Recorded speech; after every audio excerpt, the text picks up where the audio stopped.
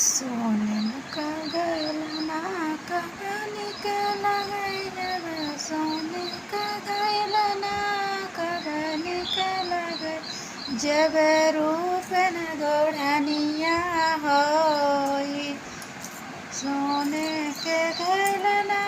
कहानी के लगे सोने के गैलना कहानी के लगे जब रूप न गोढ़निया हो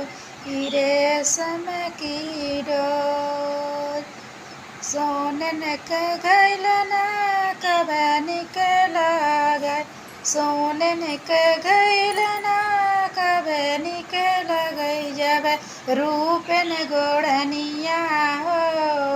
रेशम की डोर जब रूप न गोढ़निया